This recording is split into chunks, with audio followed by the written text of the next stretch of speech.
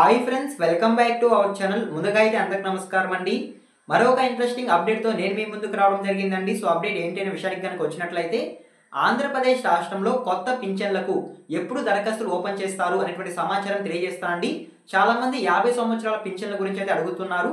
ఈ యొక్క 50 సంవత్సరాల పింఛన్లకు సంబంధించి కూడా దరఖాస్తులు ఎప్పుడు రిలీజ్ చేస్తారు అనేటువంటి సమాచారం తెలియజేస్తాను. చాలా మంది 50 సంవత్సరాల పెన్షన్ అనగానే వృద్ధాప్య పెన్షన్ అనుకుంటున్నారండి. కాకపోతే ఈ యొక్క 50 సంవత్సరాల పెన్షన్ కింద వివిధ కేటగిరీలకు సంబంధించి పెన్షన్స్ అనేవి ప్రభుత్వం అయితే అందిస్తున్నట్లయితే సమాచారం. ఆ వివిధ కేటగిరీలు ఏంటి అనేటువంటి సమాచారం కూడా తెలియజేస్తాను. పింఛన్లకి దరఖాస్తు చేసుకోవాలనుకుంటే ఎటువంటి అర్హతలు కలిగి ఉండాలి అనేటువంటి సమాచారం కూడా తెలియజేస్తాను. వీడియోని ఎక్కడ స్కిప్ చేయకుండా చూడండి. అప్పుడే మీకు కొత్త పింఛన్లకి దరఖాస్తు ఏ విధంగా చేసుకోవాలి అనేటువంటి సమాచారం తెలుస్తుంది. అంతకంటే ముందు మన ఛానల్ ఎవరైనా ఫస్ట్ టైం చూస్తుంటే ఛానల్ చూసి కంటెంట్ నచ్చినట్లయితే సబ్స్క్రైబ్ చేసుకుని పక్కనే ఉన్న బెల్ ఐకాన్ ఆన్లో పెట్టుకోండి. పెన్షన్కి సంబంధించి ఏమైనా అప్డేట్స్ కనుక వచ్చినట్లయితే వెంటనే మన టెలిగ్రామ్ ఛానల్లో పోస్ట్ చేయడం జరుగుతుందండి. సో ఎవరికైనా ఇంట్రెస్ట్ కనుక ఉన్నట్లయితే ఒకసారి టెలిగ్రామ్ ఛానల్లో జాయిన్ అవ్వండి. డిస్క్రిప్షన్లో లింక్ అయితే అవైలబుల్గా ఉంది. ఒకసారి చెక్ చేసి మీకు నచ్చితే ఫాలో చేయండి. సో ఇక లేట్ చేయకుండా డైరెక్ట్గా వీడియోలోకి అయితే వెళ్ళిపోదామండి. వీడియోలో భాగంగా ముందుగా చూసుకున్నట్లయితే ఆంధ్రప్రదేశ్ రాష్ట్రంలో కొత్త పింఛన్లకు దరఖాస్తులు ఎప్పుడు ఓపెన్ చేస్తారు అనేటువంటి సమాచారం తెలియజేస్తానండి. ముందుగా చూసుకున్నట్లయితే మనకి ప్రభుత్వం చెప్పిన సమాచారం మేరకు వచ్చే ఏడాది అంటే 2026 జనవరిలో కొత్త పింఛన్లకు దరఖాస్తులు ఓపెన్ చేసే అవకాశం ఉన్నట్లయితే సమాచారం అండి. అప్పుడు కేవలం 50 ఏళ్ల పెన్షన్కే కాకుండా వివిధ కేటగిరీలకు సంబంధించి పెన్షన్స్కి దరఖాస్తు చేసుకోవచ్చు అనేది ప్రభుత్వం అయితే తెలియజేయడం జరిగింది. సో ఓకేనా, మీకు అర్థమైంది అనుకుంటున్నాను.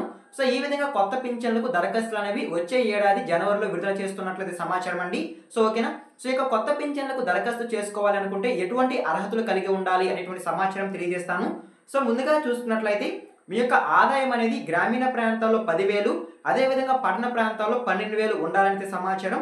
అదేవిధంగా మాగాని 3 ఎకరాలు లేదా మెట్ట భూమి 5 ఎకరాలు, సో ఈ రెండు కలిపి 10 ఎకరాలు ఉండొచ్చు అనేది సమాచారం అండి. ఎక్కువ భూమి ఉన్నా సరే పింఛన్లకు దరఖాస్తు చేసుకునేందుకు అనర్హులు అనేది సమాచారం. అదేవిధంగా కుటుంబంలో ఎవరికి 4 చక్రాల వాహనం ఉండకూడదు అనేది సమాచారం. అదేవిధంగా ఇన్కమ్ ట్యాక్స్ చెల్లిస్తూ ఉండకూడదు. సో కుటుంబంలో ఎవరైతే పెన్షన్కి దరఖాస్తు చేసుకోవాలి అని అనుకుంటున్నారో సో ఆ యొక్క కుటుంబంలో ఎవరు ఇన్కమ్ ట్యాక్స్ చెల్లిస్తూ ఉండకూడదు అనేది సమాచారం అండి. అదేవిధంగా ప్రభుత్వ ఉద్యోగం చేస్తూ లేదా పెన్షన్ పొందుతూ రిటైర్డ్ అయిన వాళ్ళు కూడా ఈ యొక్క పెన్షన్కి అనర్హులు అనేది సమాచారం. దరఖాస్తు చేసుకున్నప్పటికీ ఆ యొక్క ఫామ్ అనేది రిజెక్ట్ అవుతుందంటే సమాచారం అండి. సో ఓకేనా, మీకు అర్థమైంది అనుకుంటున్నాను. అదేవిధంగా కరెంటు బిల్ అనేది సరాసరి 300 యూనిట్లకు మించకూడదు అనేది సమాచారం. సో ఓకేనా, మీకు అర్థమైంది అనుకుంటున్నాను. పట్టణ ప్రాంతాల్లో 1000 చదరపు అడుగులు భూమి ఉండకూడదు. సో ఇలా ఉన్నా సరే కొత్త పింఛన్లకు దరఖాస్తు చేసుకోవడానికి అనర్హులు అనేది సమాచారం అండి. సో ఈ విధంగా పింఛన్లకి అర్హతలు కలిగి ఉంటేనే మీరు వచ్చే ఏడాది పింఛన్లకు దరఖాస్తు చేసుకోవడానికి అవకాశం అయితే ఉంటుంది. సో ఓకేనా, మీకు అర్థమైంది అనుకుంటున్నాను.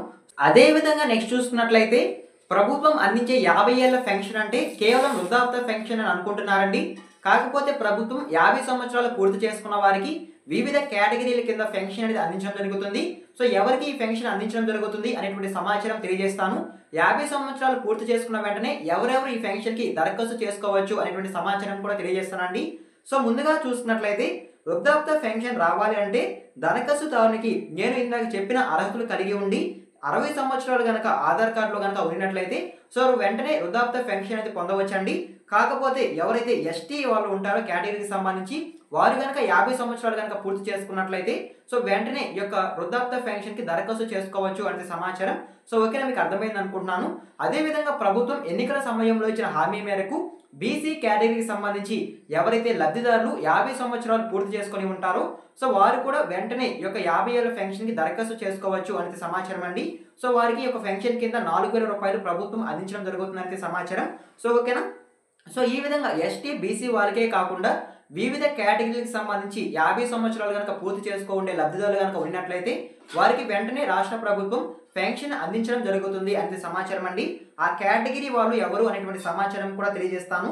సో ముందుగా చూసుకున్నట్లయితే ఆంధ్రప్రదేశ్ రాష్ట్ర ప్రభుత్వంలో ఎవరైతే ఒంటరి మహిళలు ఉన్నారో సో వారు కనుక 50 సంవత్సరాలు కనుక పూర్తి చేసుకున్నట్లయితే సో వారికి జారీ చేసిన అంటే మండల తహసీల్దార్ జారీ చేసిన ఒంటరి మహిళా సర్టిఫికేట్ బేస్ చేసుకొని 50 సంవత్సరాలు పూర్తయిన వెంటనే పెన్షన్ తీసుకోవచ్చు అంటే సమాచారం అండి. సో ఓకేనా, మీకు అర్థమైంది అనుకుంటున్నాను. అదేవిధంగా నెక్స్ట్ చూసుకున్నట్లయితే ఆంధ్రప్రదేశ్ రాష్ట్ర ప్రభుత్వంలో ఎవరైతే చేనేత కార్మికులు ఉన్నారో సో వారు కనుక 50 సంవత్సరాలు కనుక పూర్తి చేసుకొని కనుక ఉన్నట్లయితే సో వారికి చేనేత శాఖ నుండి ధృవీకరణ పత్రం కనుక అందినట్లయితే సో 50 ఏళ్ల పెన్షన్కి దరఖాస్తు చేసుకోవచ్చు అని సమాచారం.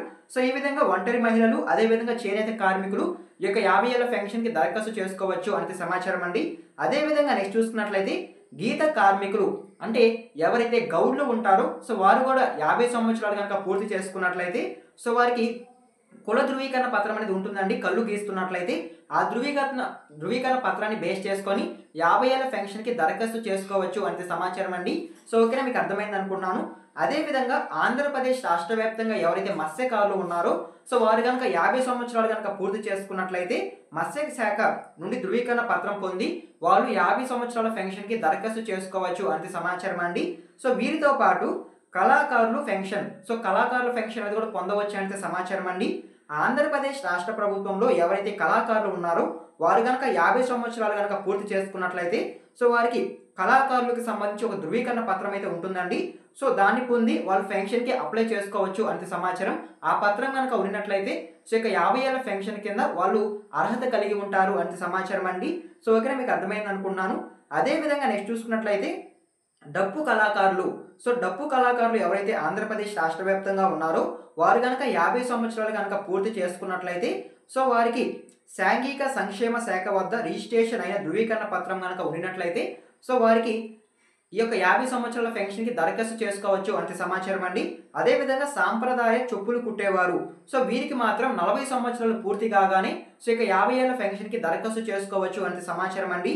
సో వీరికి కూడా ఒక ధృవీకరణ పత్రం అనేది ఉండాల్సి ఉంటుంది. అప్పుడు ఈ యొక్క పెన్షన్కి దరఖాస్తు చేసుకోవడానికి అవకాశం అయితే ఉంటుందండి. సో ఓకే, మీకు అర్థమైంది అనుకుంటున్నాను.